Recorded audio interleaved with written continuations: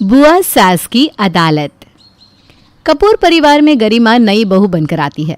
उसके ससुराल में उसका पति राजीव, ससुर राम प्रकाश, ननद राधा और देवर राज होते हैं। वो ये सोचकर बहुत खुश थी कि उसकी कोई सास नहीं है, क्योंकि उसको ऐसा लगता था कि सास आमतौर पर बहुत बुरी चीज़ होती है। आओ गरिमा, अब से ये घर मेरा और ये मेरा परिवार तुम्हारा है, और ये तुम्हारी सासू माँ है। इस घर में मुझे सासू माँ की कमी हमेशा महसूस होगी। काश वो भी साथ होती तो आज कितना अच्छा लगता। मैं समझ सकता हूँ गरिमा, मुझे भी माँ की कमी हमेशा महसूस होती है, लेकिन अब तुम आ गई हो ना इस परिवार में, अब किसी को कोई कमी कभी महसूस नहीं होगी। सब लोग गरिमा के आने से बहुत खुश होते हैं। शुरू के कुछ दिन सब सही भी चलता है, लेकिन फिर एक दिन गरिमा राजीव से कहती है, राजीव मुझे आपसे कुछ बात करनी है। अभी तो तुमने मेरा नाम ले लिया है, पर पापा के सामने मेरा नाम मत लेना। हमारे परिवार में पति का नाम नहीं लेते हैं। अकेले तुम किसी भी नाम से बुला लेना, लेकिन बाकी लोगों के सामने नहीं। यही तो दिक्कत है, इसी बारे में मुझे आपसे बात करनी है। मैं इस घर में सबके साथ मिलकर नहीं रह सकती, मुझे अलग रहना है। मुझे यहाँ हर एक चीज़ सोच समझ कर बोलनी पड़ती है।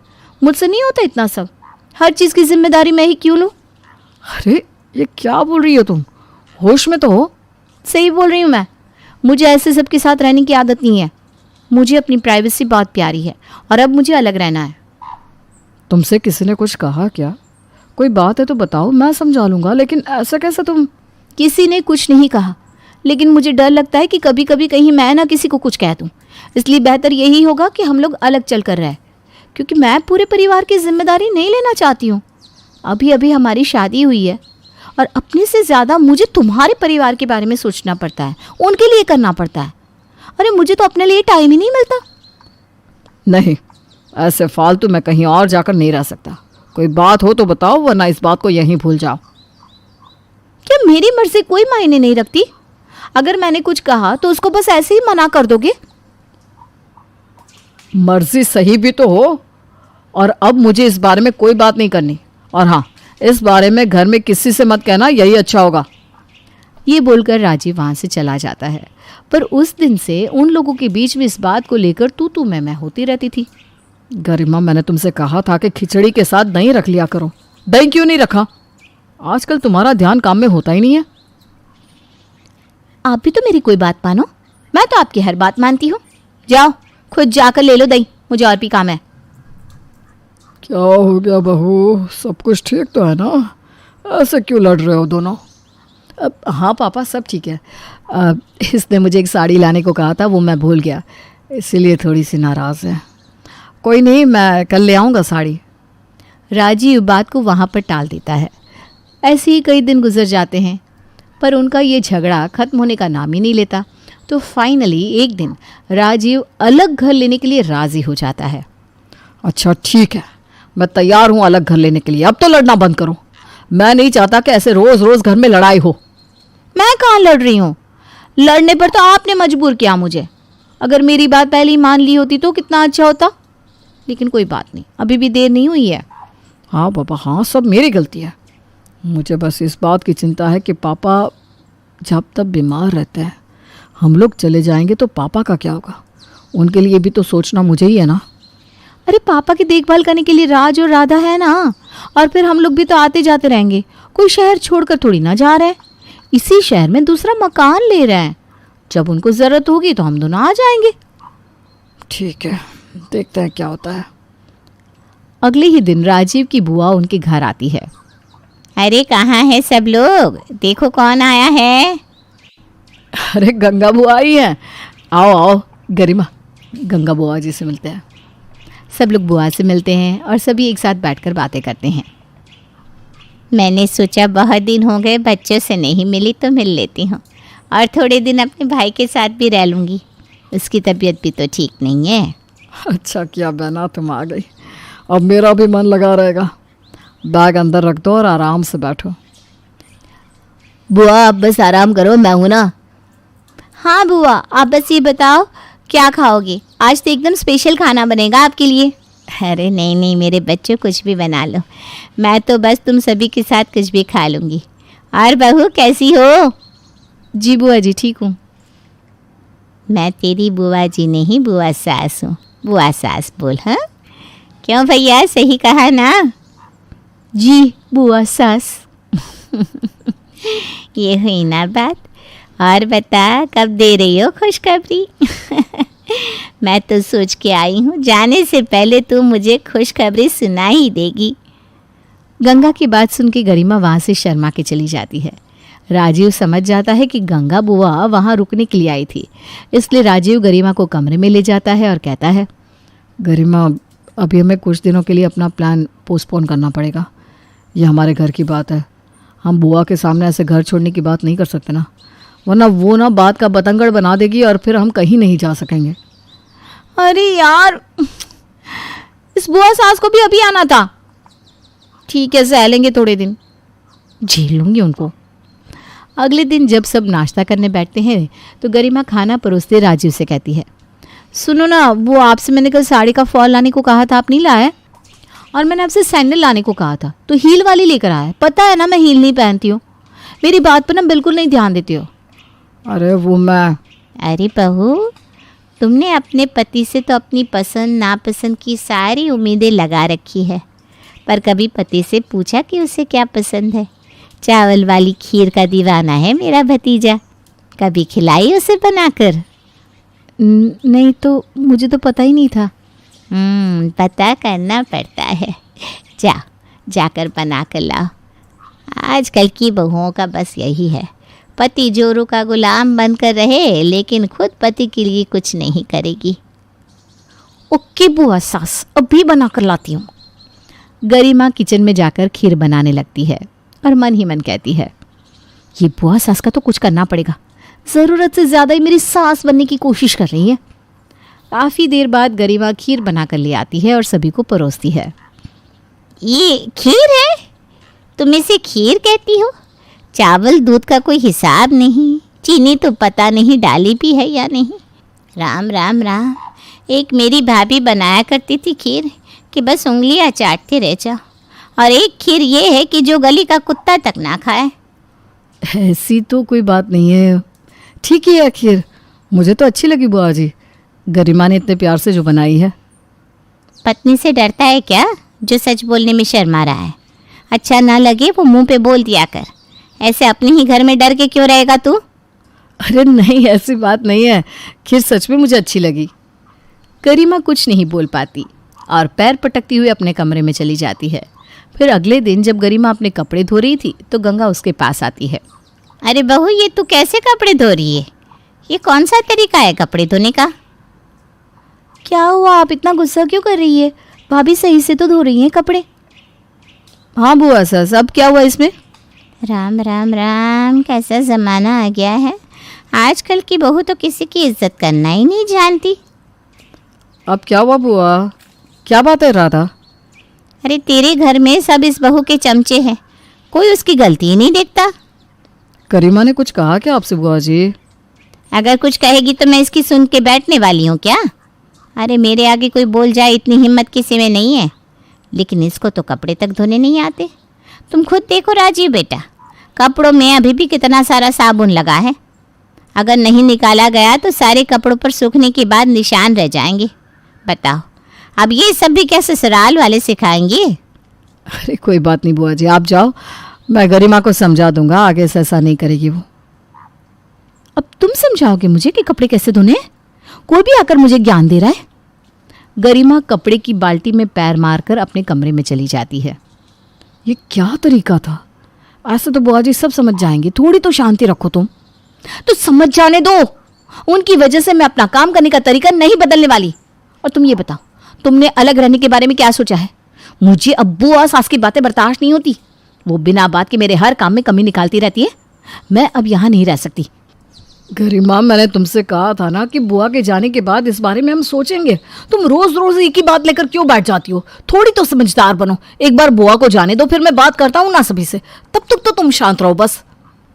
गंगा राजीव और गरिमा की घर से जाने वाली बात चुपके से सुन लेती है और राम प्रकाश के पास जाकर कहती है, अरे ओ भैया, तुमको पता है तुम्हारी बहू क्या करने वाली है? ये मैं क्या सुनकर आ रही हूँ। क्या करने वाली है? बात क्या है, साफ साफ बताओ। तुम्हारी बहू राजीव से अलग घर में रहने की बात कर रही है।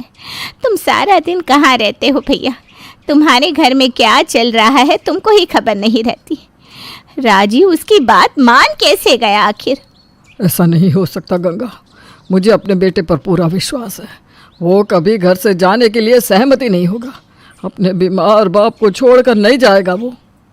बुआ जी, ये आप क्या कह रही हो? भाभी ऐसा बिल्कुल नहीं सोचती हैं। अभी तेरी ही भाभी के मुंह से सुनकर आ रही हूँ। बुआ जी, क्या भाई ने कुछ नहीं कहा भाभी को? रोका नहीं ऐसा करने से? अरे वो राजीव तो जोरू का गुलाम है। गरिमा उसको जितना बोलती है बस उतना ही करता है, किसी की नहीं सुनने वाला वो। और वो कुलक्षणी गरिमा राजीव को भड़काकर हम सबसे दूर करने पर तुली है। मैं तो कह रही हूँ भैया, अभी अगर कुछ ना किया ना तो ज़्यादा वक्त नहीं है ये दिन देखने में। राम प्रकाश अब गुस्से में गरिमा और राजीव को बुलाकर उनसे सारी बात पूछता है। राजीव और बहू, मैंने सुना है तुम दोनों अलग रहने का विचार कर रहे हो, क्या ये बात सच है? जी हाँ पापा, गरिमा सबके साथ कंफर्टेबल नहीं हो पा रही है, इसलिए वो अलग रहना चाहती है। अरे वाह, ये देखो, बोला हमारा लाड़ प्यार से पला हुआ बेटा बोला। अरे तुझे ये कहते शर्म नहीं आती क्या? तो ये एकदम जोरू का गुलाम ही बन गया है। देखो बुआ सास, मैंने बहुत एडजस्ट करने की ट्राई की है, लेकिन जब से आप आई है ना मेरा जीना हराम करके रख दिया है। हर बात में रोक टोक, ये मत करो, ऐसे करो, यहाँ ये सामान रखो, यहाँ मत जाओ। तंग आ गई हूँ मैं, इसलिए अब मैं यहाँ नहीं रह सकती। मुझसे नहीं होता इतना सब कुछ। हे भगवान, मेरा तुझे काम समझाना तुझे रोक टोक लगती है। अरे तू तो बड़ों का लिहाज करना भी भूल गई। अब तेरी सबके सामने जुबान भी चलने लगी। ये होती है आजकल की बहुएं। और एक हमारा बेटा है जो हमारी बेइज्जती होते हुए भी सुन रहा है। अपने घर में लड़ाई होती देख राम प्रकाश बहुत बेबस महसूस करता है और परिवार की मर्यादा बनाए रखने के लिए वो राजीव से कहता है, ठीक है राजीव, तुमको घर से अलग रहना है तो रहो, लेकिन अभी मेरे जीते जी इस घर में रिश्तों की मर्यादा तो बनाए रखो। हाँ ठीक है पापा।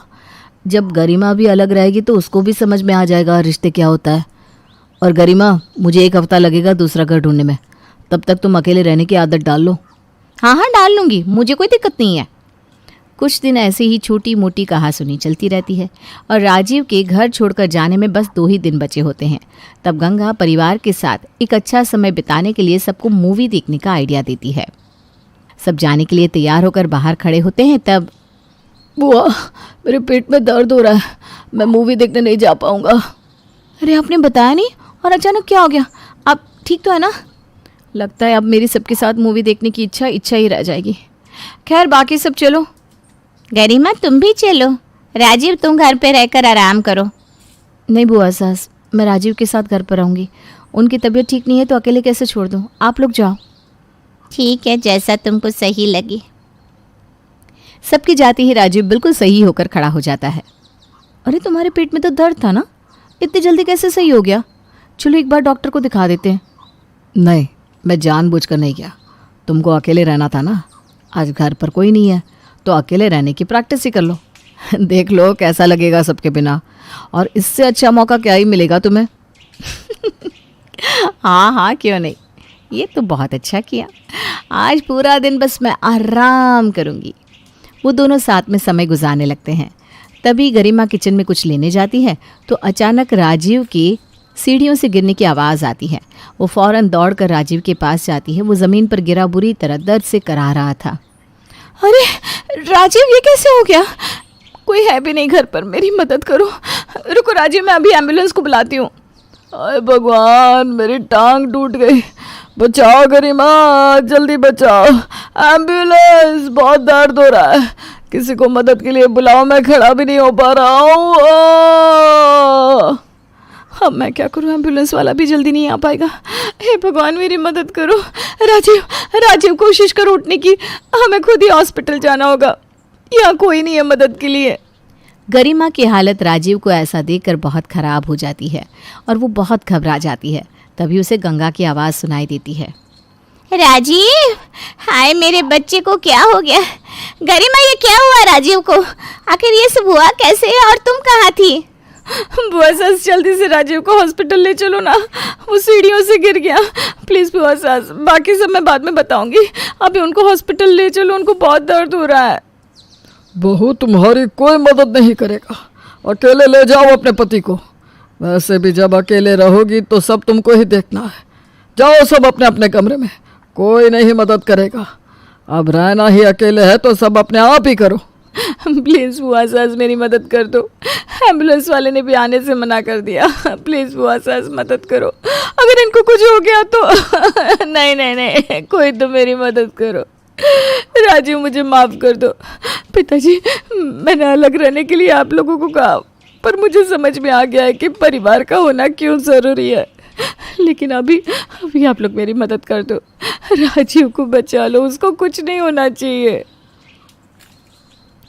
गरिमा गंगा से हेल्प के लिए मिन्नतें कर रही थी, तभी राजीव उठकर खड़ा हो जाता है और गरिमा चौंक जाती है।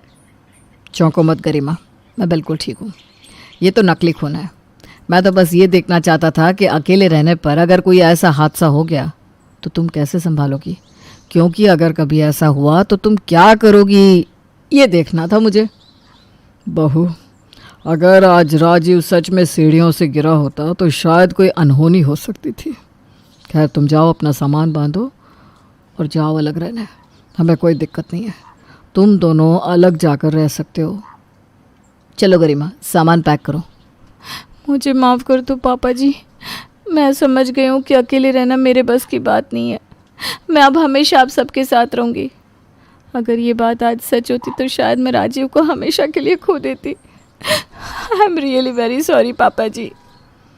सुबह का भूला अगर शाम को घर आ जाए तो उसे भूला नहीं कहते।